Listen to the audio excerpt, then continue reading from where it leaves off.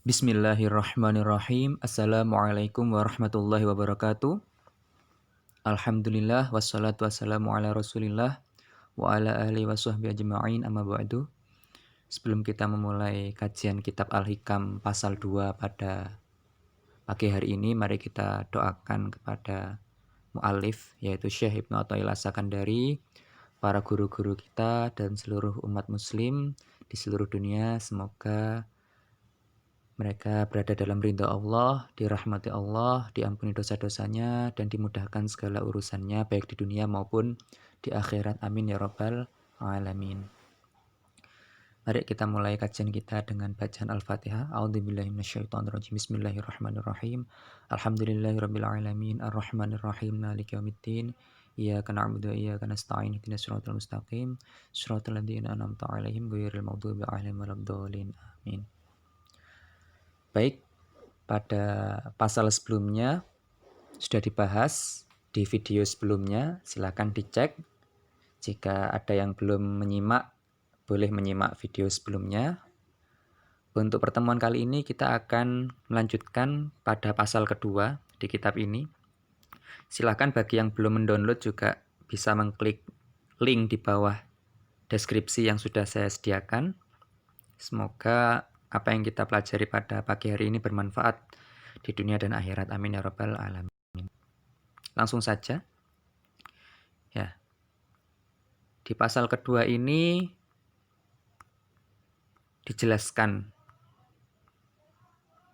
ada dua makom, ada dua kedudukan. Saya ulangi lagi, di pasal ini dijelaskan ada dua makom atau dua kedudukan. Saya bacakan dulu matannya ya.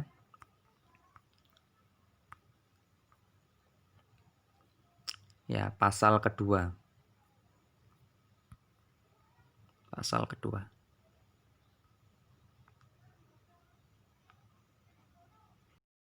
Tsaniyah. Ya. Iradatuka at-tajrid ma'a iqamatillah iyyaka fil asbab minasyahwa al-khufiyah. Keinginanmu untuk tajrid, padahal Allah menetapkanmu pada asbab, itu termasuk syahwat yang tersembunyi. Wa iradatuka al-asbab ma'a iqamatillahi iyyaka fit tajrid inhitat anil himmah al-aliyah. Sedangkan keinginanmu untuk asbab, sedangkan Allah menetapkanmu pada tajrid, itu adalah kemerosotan dari cita-cita yang luhur atau cita-cita yang tinggi. Inti dari hikmah yang kedua ini atau pasal kedua di kitab Al-Hikam ini adalah ridho terhadap apa yang Allah tetapkan pada kita. Saya ulangi lagi, inti dari pasal kedua ini adalah ridho atas apa yang Allah tetapkan pada kita. Jadi harus kita pahami di sini ada yang Allah tetapkan pada tajrid, ada yang Allah tetapkan pada asbab. Ada dua, tajrid dan asbab. Apa itu tajrid? Tajrid itu adalah lepas dari urusan dunia dan akhirat. Saya ulangi lagi, tajrid itu adalah lepas dari urusan dunia dan akhirat. Hakikatnya seperti itu.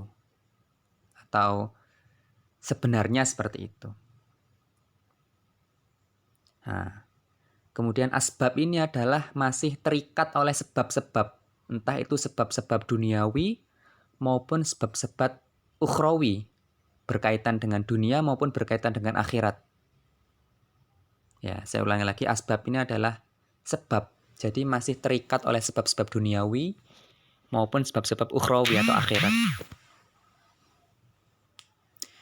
Pemahaman mengenai tajrid dan asbab ini berlapis. Jadi saya ulangi lagi, pemahaman mengenai tajrid dan asbab ini berlapis. Jadi tidak mudah untuk menilai diri kita sendiri apakah kita itu termasuk orang yang tajrid, lepas dari dunia dan akhirat, atau kita berada dalam makom asbab, masih terikat oleh hal-hal duniawi dan akhirat. Ini tidak mudah untuk mengetahui diri kita sendiri. Maka jangan sekali-sekali mencoba untuk mengorek hati orang lain. Saya ulangi lagi, jangan sekali-kali mencoba untuk mengorek-orek hati orang lain, entah itu dengan cara bertanya-tanya atau menebak-nebak atau ada keinginan untuk mencari tahu apa yang ada di dalam hati orang lain. Itu sangat-sangat tidak layak dan tidak beradab, ya. Karena apa? Karena kita kalau masih ingin tahu apa yang ada dalam hati orang lain, berarti kita tidak tahu diri. Artinya kita menilai diri kita sendiri saja kita bisa benar, bisa salah, masih ragu karena belum paham ilmunya. Kok berani-beraninya ingin mengetahui hati orang lain? Jadi seperti itu. Hati ini rahasia Allah. Tidak perlu kita mencari-cari tahu apakah dia itu termasuk asbab atau termasuk tajrid atau termasuk kedudukannya tinggi atau rendah. Ya, itu tidak baik atau tidak sesuai dengan adab yang telah diajarkan dalam ilmu ini atau ilmu tasawuf seperti itu. Karena inti dari agama pada dasarnya atau pada intinya adalah kita mengoreksi diri sendiri. Saya ulangi lagi, mengoreksi diri sendiri. Tapi jangan juga ketika kita sudah paham bahwa agama ini hakikatnya mengoreksi diri sendiri, kemudian kita marah jika ada yang mengoreksi orang lain. Itu kok mengoreksi orang lain? Itu kok tidak mengoreksi dirinya sendiri? Nah, mohon maaf ketika kita masih kemudian merasa lebih baik daripada yang mengoreksi orang lain tadi. Misalkan kita punya tetangga itu suka mengoreksi kita, suka mengoreksi orang lain. Nah, kok kita masih jengkel dengan orang yang seperti itu? Berarti kita malah sombong itu namanya. Merasa kita karena sudah fokus mengoreksi diri sendiri, kita merasa lebih baik. Ini sangat-sangat salah, Bapak Ibu sekalian. Jadi, fungsi dari memahami ini adalah bukan untuk kemudian membenci orang yang suka mengoreksi juga. Karena apa? Karena orang yang mengoreksi orang lain itu ada dua niatnya. Ada dua jenis. Ada yang dia sombong, artinya dia memang merasa lebih benar, merasa lebih baik, kemudian dia mengoreksi orang lain. Yang kedua, dia memang menjalankan perintah Allah, tidak merasa lebih baik dan tidak merasa lebih hebat atau lebih cerdas seperti itu. Tidak merasa lebih mulia. Dia murni menjalankan perintah Allah untuk mengingatkan orang lain, mengingatkan kita. Dan kita normalnya pasti akan merasa jengkel, pahit. Karena apa? Karena itu adalah obat bagi kita. Saya ulangi lagi, nasihat orang lain kepada kita itu adalah obat bagi kita. Maka orang yang benar-benar paham agama itu tidak suka mengoreksi orang lain, tapi, saya ulangi lagi, tapi ketika dia dikoreksi orang lain, ketika dia ditegur, dikritik orang lain, dia sangat senang. Kenapa? Karena tugasnya untuk mengoreksi dirinya sendiri itu diwakili dan dibantu oleh orang lain. Ada orang lain membantu dia untuk melihat kekurangannya, kan dia harusnya senang. Ibaratnya di dalam pakaiannya ini ada kecoak, ada kotoran di belakang punggungnya. Dia tidak tahu. Ada orang memberitahu, hei, bajumu ada kecoaknya. Artinya apa? Artinya orang itu sayang pada kita. Orang itu ingin kita bersih bajunya. Kok kita malah jengkel ketika ada orang yang mengoreksi kita, menunjukkan kekurangan kita. Nah, ini adalah orang yang sudah paham hakikat agama, bahwa agama ini adalah fokusnya mengoreksi diri sendiri,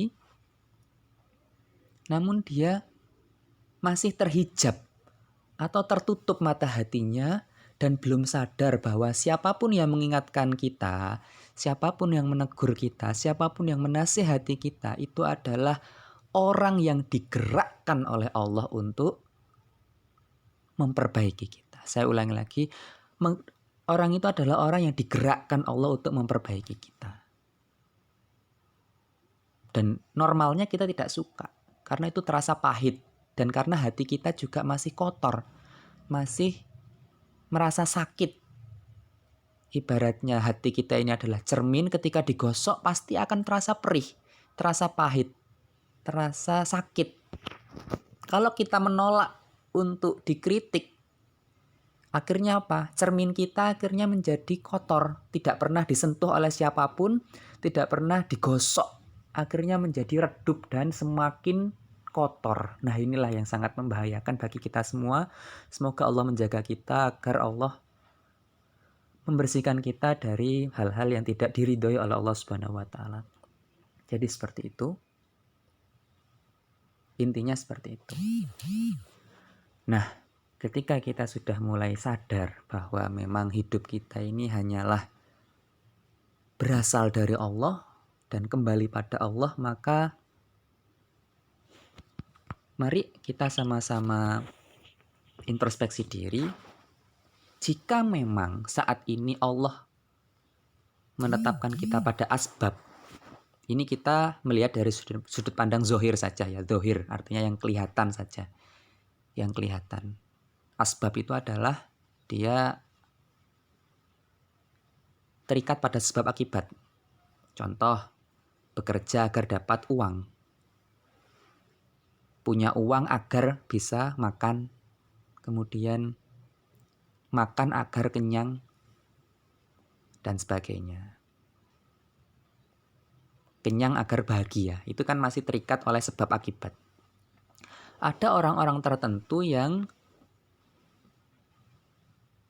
kadang tidak melewati proses sebab akibat. Contoh, normalnya orang mencari kerja harus mencari dulu, kemudian mendaftarkan diri untuk melamar pekerjaan, baru kemudian dites, kemudian setelah dites dia bisa diterima bisa tidak, kan seperti itu. Ada yang tanpa melewati proses itu, ada yang melewati proses asbab, kemudian dia bisa gagal, bisa sukses. Ada yang tanpa melewati proses sebab akibat, dia tiba-tiba langsung diajak oleh tetangganya misalkan. Diajak oleh tetangganya untuk bekerja di suatu tempat tanpa tes, tanpa mencari. Nah, ketika dia sadar bahwa tetangganya ini digerakkan oleh Allah, dan ada kebaikan di dalam ajakan tersebut, maka itulah yang namanya tajrid. Saya ulangi lagi, ketika dia sadar bahwa tetangganya tadi digerakkan oleh Allah agar dia kemudian mendapatkan manfaat dari tawarannya tersebut, maka itulah yang namanya tajrid. Dia sadar betul bahwa urusannya itu 100% ditanggung Allah. Saya ulangi lagi, dia sadar betul bahwa 100% urusannya ditanggung Allah. Bukan tidak bekerja, mohon maaf, bukan tidak bekerja. Saya ulangi lagi, tajrid ini bukan tidak bekerja. Ini masalah batin, ini masalah hati. Bisa jadi orang yang terlihat sibuk ke kanan ke kiri, ngalor ngidul kalau kata orang Jawa, ke timur ke barat. Semua orang didatangi, dia sibuk bersedekah, sibuk bekerja, sibuk. Tapi hatinya itu sadar betul 100% bahwa Allah lah yang menggerakkan alam semesta ini sehingga memudahkan urusannya. Baik urusannya untuk mencari rezeki maupun urusannya untuk bersedekah. Ya. Ketika dia sadar betul, maka itulah tajrid yang sesungguhnya. Bukan berarti tidak bekerja atau tidak ngapa-ngapain ya. Ini sangat-sangat bahaya kalau dipahami seperti itu. Nah, jadi seperti itu. Namun orang yang kelihatannya tajrid, mohon maaf saya ulangi lagi, kelihatannya tajrid, kelihatannya sudah tidak peduli dunia, tidak peduli akhirat, dia berdiam diri, tidak bersama siapapun, tidak bekerja, tidak ngapa-ngapain ya. Tapi di dalam hatinya itu masih ada keinginan selain Allah, entah itu ingin kaya, entah ingin kedudukan, entah ingin terkenal, entah ingin dipuja orang, entah ingin dipatuhi ketika dia bicara, maka itu sebenarnya dia masih berada dalam derajat asbab. Meskipun zohirnya adalah tajrid. Jadi zohirnya itu benar, bagus. Karena dia badannya bertawakal kepada Allah. Seperti emas. Fokus, sholat, ngaji, dan sebagainya. Full 24 jam amalan sunnah. Itu secara zohir atau secara luarnya bagus, seperti emas. Tapi di dalamnya adalah besi. Emas yang menyelimuti besi. Jadi sebenarnya dia besi tapi diselimuti emas. Artinya zohirnya terlihat taat, terlihat indah, tapi hatinya tidak. Ini sebenarnya masih belum sempurna tajridnya. Itulah yang ditegur oleh Syekh Ibnu Athaillah As-Sakandari. Kamu ingin asbab, kamu ingin kaya, ingin terkenal, ingin hebat, ingin hal-hal duniawi lainnya, padahal Allah menetapkanmu dalam keadaan tajrid, atau Allah ingin kamu bersih dari keinginan-keinginan seperti itu, maka itu adalah turun atau merosot dari cita-cita yang luhur. Jadi seperti itu. Intinya kembali ke awal pembahasan yang sudah kami paparkan di awal, jika kita memang diletakkan oleh Allah dalam asbab atau fokus pada sebab akibat, atau kegiatan kita sibuk bekerja, entah itu di pasar, entah itu di toko, entah itu di sebagai pengajar, entah itu sebagai apapun profesi duniawi, maka jangan kita meninggalkan itu karena iri dengan orang yang kerjaannya hanya sholat dan ngaji tapi dapat uang. Jangan iri, karena itu adalah syahwat juga. Karena itu adalah keinginan, nafsu. Enak yo iku gak kerja kok duwe akeh. Atau gak duwe duit tapi iso mangan enak. Atau gak mangan tapi wareg. Bahasa Jawanya seperti itu. Bahasa Indonesianya dia tidak bekerja tapi punya uang banyak. Atau tidak punya uang tapi bisa makan. Atau tidak makan tapi sudah kenyang duluan. Nah, ini tidak boleh kita iri. Kemudian kita tanya ke orang itu apa rahasianya. Misalkan rahasianya adalah zikir misalkan. Kemudian dia gak kerja. Berzikir tok. Tanpa kerja. Lah ini namanya syahwat. Saya ulangi lagi, ini namanya syahwat. Ingin derajat tinggi, tapi dia mengabaikan hak dan kewajibannya. Ini namanya dia tidak tahu diri dan mengikuti syahwat, bukan mengikuti Allah. Kalau dia mengikuti Allah, apa yang Allah perintahkan? Allah memerintahkan kita untuk bekerja. Qala Allah Ta'ala fi kitabil azizil karim, a'udzubillahi minasyaitonir rajim, wa qul i'malu 'ala makanatikum, al-ayah. Dalam sebuah ayat Allah jelaskan, bekerjalah kalian sebagaimana apa yang Allah tetapkan pada kalian. Seperti itu. Nah, ketika dia kemudian meninggalkan pekerjaan itu karena ingin kedudukan yang tinggi, dalam artian ingin tanpa ngapa-ngapain atau tidak berbuat apa-apa, ingin gak lapo-lapo tapi oleh duit, atau ingin tanpa duit bisa makan, atau ingin tanpa makan bisa kenyang, sakti kan maksudnya, sakti, tanpa makan bisa kenyang. Ini adalah syahwat atau keinginan yang berasal dari nafsu yang rendah. Begitupun sebaliknya, ketika kemudian Allah tetapkan dia dengan rezeki yang pas-pasan, kemudian dia sudah disibukkan oleh berdakwah atau mengajar atau pekerjaan-pekerjaan lain yang itu sudah pas untuk dia, kemudian dia merasa rezekinya kurang, kemudian dia mencari-cari sebab-sebab yang dia mengira dengan dia melakukan itu, dia lebih kaya, lebih terhormat, lebih baik. Ini juga dikritik oleh Syekh Ibnu Athaillah Sakandari, jika memang kita sudah full 24 jam berdakwah di jalan Allah dan rezeki kita sudah ditanggung oleh Allah, kok kita merasa kurang, kemudian merasa dengan kita meninggalkan dakwah, meninggalkan pengajian, meninggalkan profesi kita misalkan sebagai kiai, kemudian dia melepas amanahnya sebagai kiai, pengurus pondok pesantren misalkan, kemudian dia fokus mencari sebab-sebab agar dia bisa kaya. Nah, ini adalah mundur namanya. Sudah Allah tetapkan pada derajat yang tinggi, seperti bayi ya.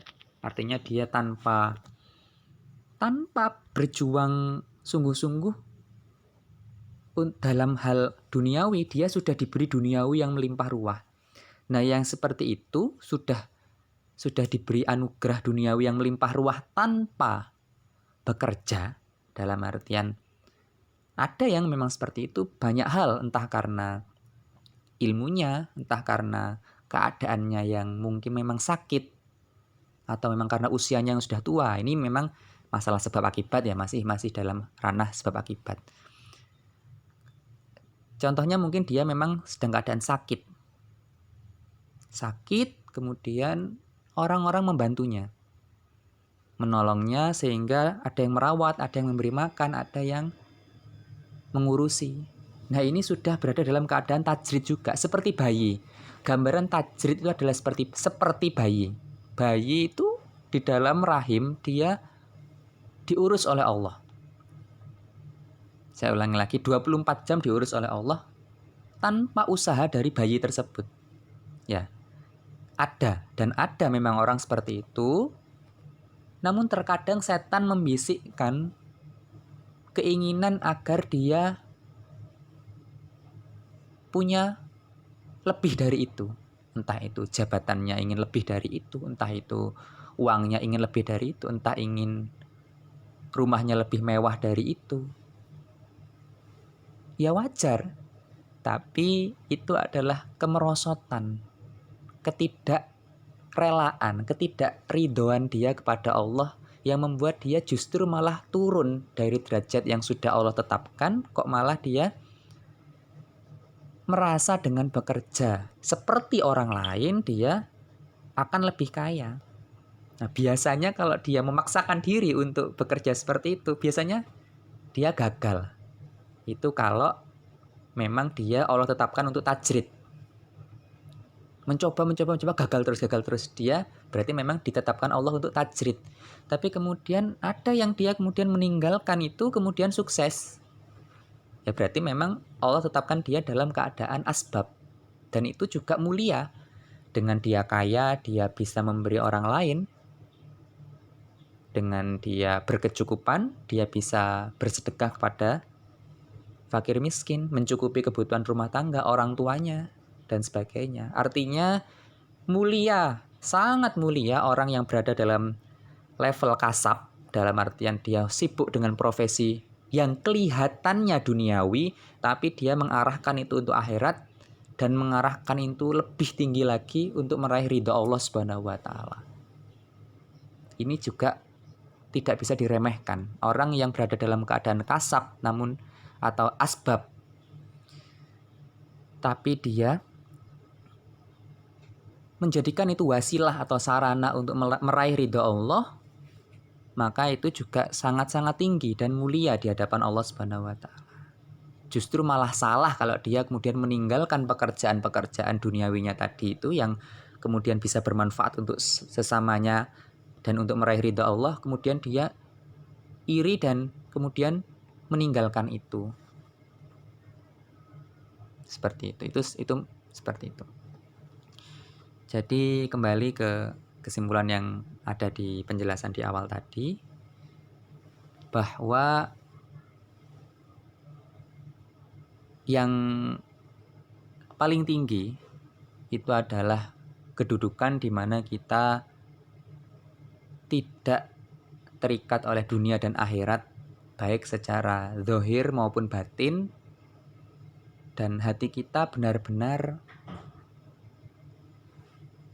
hanya fokus pada Allah. Itu yang benar. Dan tolak ukurnya adalah hati. Ketika hati itu sudah benar-benar sadar terhadap kehadiran Allah dari segala sisi, dari bantuannya Allah, pertolongannya Allah, kemudahan yang Allah berikan, itu sebenarnya sama saja antara orang yang kasab atau asbab atau fokus di pasar, bekerja dan sibuk ke sana kemari. Itu sama saja dengan orang yang kelihatannya tidak bekerja dan dia bekerja untuk Allah. Itu sebenarnya sama saja. Atau orang yang seperti bayi, kelihatannya tidak ngapa-ngapain tapi Allah sudah mencukupi rezekinya. Itu tidak boleh kita iri. Begitupun yang sudah Allah cukupi rezekinya dan sudah disibukkan oleh dakwah dan hal-hal yang memang menjadi tanggung jawabnya, misalkan sebagai kiai, ya otomatis ketika dia iri kemudian ingin lebih kaya, ingin seperti orang yang bekerja tadi, jadi juga malah mundur seperti itu, malah turun derajatnya. Jadi ada yang hatinya tajrid tapi badannya kasab atau asbab, terikat dengan sebab akibat badannya. Ada yang hatinya tajrid kemudian badannya juga tajrid. Ada yang seperti itu dan jarang di antara kita ada yang seperti itu. Namun jika ada yang seperti itu, maka jangan sekali-kali kita meremehkan atau mencela. Karena bisa jadi dia memang orang-orang yang diistimewakan oleh Allah. Tanpa berbuat apapun dia sudah dicukupi oleh Allah. Atau dia tidak sibuk terhadap dunia, tapi dunia berdatangan pada dia. Seperti itu. Dia tidak mengejar akhirat, tapi kemudian Allah berikan akhirat padanya. Dia tidak ingin surga, tapi Allah kasih surga. Dia tidak ingin dunia, tapi Allah kasih dunia. Artinya dia mendapatkan surga dan mendapatkan dunia, kekayaan, pangkat, jabatan, kemudian popularitas lewat Allah. Ada yang seperti itu, dan itu tidak bisa kita iri karena itu memang pemberian dari Allah. Namun orang yang sudah diberi seperti itu, kemudian dia justru iri terhadap orang yang kemudian lebih kaya dari dia karena menurut dia dengan kaya tadi itu berasal dari bekerja di pasar, kemudian dia turun dari majelis ilmu ke pasar, maka ini tidak sesuai dengan apa yang isyaratkan oleh Syekh Ibnu Athaillah Sakandari. Berarti itu dia turun dari derajat yang tinggi. Intinya memang hidup ini saling melengkapi. Ada yang berprofesi sebagai pedagang, ada yang berprofesi sebagai guru. Nah, hendaknya yang benar ini adalah guru tidak bergantung hatinya untuk menerima uang dari pedagang. Saya ulangi lagi, guru atau ustadz, kiai, atau dosen itu tidak bergantung hatinya, ya hatinya tidak bergantung terhadap uang yang ada di makhluk, entah itu pedagang, pengusaha, konglomerat. Jangan sampai bergantung. Yakinlah bahwa rezeki itu dari Allah dan Kita semua diperintahkan untuk bekerja sesuai kapasitas kita masing-masing, sesuai keilmuan kita masing-masing, sesuai makom kita masing-masing atau kedudukan kita masing-masing. Laksanakan apa yang Allah tetapkan pada kita. Seperti itu. Dan jangan juga yang pengusaha atau yang pedagang atau yang memang dia keahliannya mencari uang, kemudian dia malah meninggalkan pekerjaannya itu harapannya agar bisa seperti tetangganya misalkan, tanpa ngapa-ngapain dapat uang. Ini sangat-sangat harus kita berhati-hati karena itu termasuk syahwat, keinginan tersembunyi. Berarti kan ingin gak lapo-lapo, ingin kerja. Ingin santai, ingin gak ngapa-ngapain. Nah, ini termasuk juga bentuk kemalasan. Nah, di Islam tidak diajarkan malas. Jadi sebenarnya kita sama-sama tidak tahu apakah orang yang di dekat kita ini termasuk dia tajrid atau kasab. Bahkan kita sendiri juga kadang tidak tahu kita tajrid atau kasab. Atau bisa jadi kita siangnya kasab atau asbab. Maaf, saya sering merubah kata asbab dan kasab karena juga memang sinonim ya, seperti itu. Kasab itu artinya berusaha, mencari jalan untuk mengusahakan. Kalau asbab itu sebab akibat, sebenarnya masih berkaitan erat. Kalau tajrid itu dia benar-benar sudah dijamin oleh Allah. Saya ulangi lagi, tajrid itu sudah benar-benar dijamin oleh Allah hidup dan matinya. Nah, ada yang seperti itu dan kita tidak mengetahui karena itu adalah rahasia kewalian. Dan orang-orang yang sudah dianugerahi seperti itu berarti dia orang yang dilindungi oleh Allah, dijaga oleh Allah, dan termasuk dia adalah wali-walinya Allah. Dan kita sama-sama tidak tahu apakah seseorang itu wali atau bukan, karena itu adalah rahasia Allah Subhanahu wa Ta'ala. Dan terkadang ditampakkan pada kita dengan isyarat-isyarat tertentu, dan itu juga tidak merubah apapun karena memang itu adalah misalkan hari ini dia wali Allah, besok, lusa, setahun kemudian atau dia meninggal dalam keadaan apa kita juga tidak tahu. Maka semakin tinggi tingkat kewalian seseorang biasanya itu semakin takut dia pada Allah, semakin khawatir apakah besok dia bisa selamat di dunia dan akhirat. Dan biasanya semakin orang tidak mengenal Allah, dia semakin merasa aman, baik aman di dunia maupun aman di akhirat.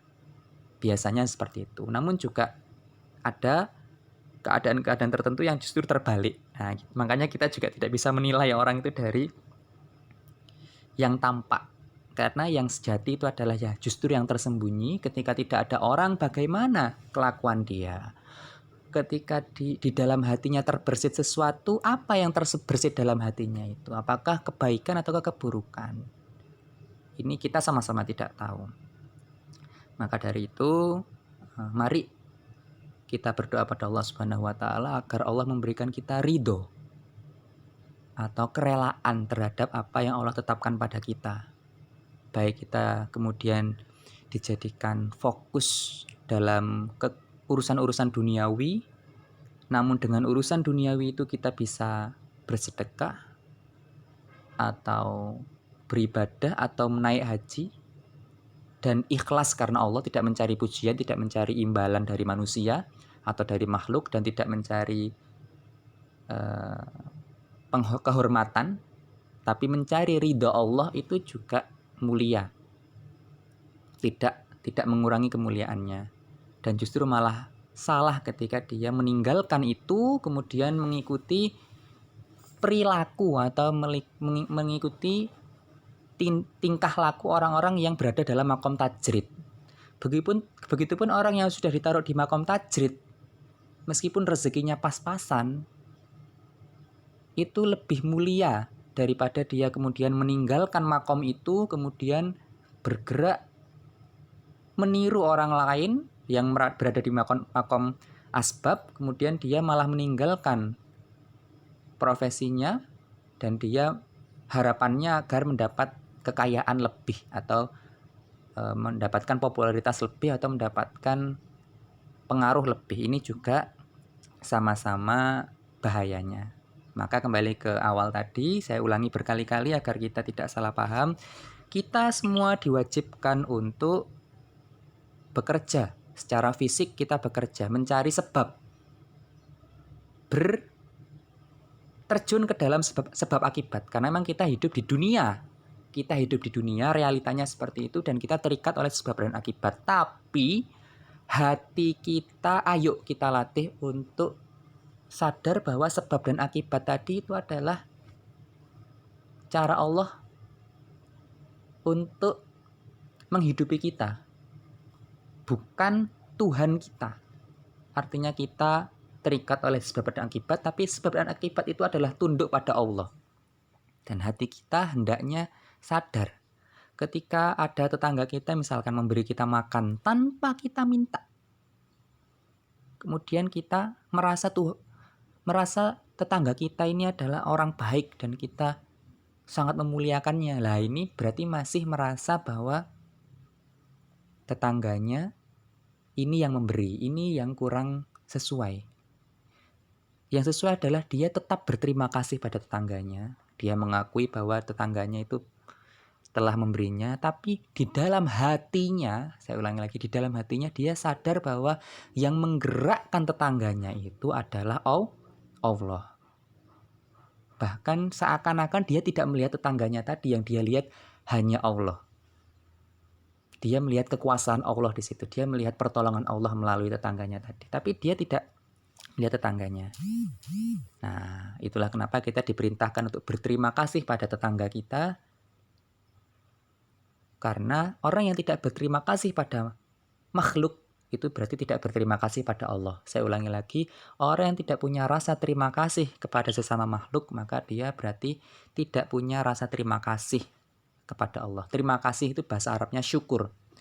Orang yang tidak bersyukur terhadap pemberian makhluk, berarti dia tidak bersyukur terhadap pemberian Allah Subhanahu wa taala. Maka mari semoga Allah menjadikan kita orang-orang yang bersyukur dalam setiap keadaan, apapun makom kita, apapun kedudukan kita, jika Allah memang meridhoi kita dan menjadikan kita bermanfaat di situ, maslahat di situ, kebaikan di situ, dan bisa mengantarkan kita pada ridhonya Allah, bisa mengantarkan kita pada surganya Allah, bisa mempertemukan kita dengan Rasulullah SAW dan memandang Allah kelak di surganya yang tertinggi, di surga Firdaus, maka itu adalah sebuah kemuliaan. Dan mari kita memohon pada Allah agar kita berhati-hati dalam urusan makom ini. Sudah tidak perlu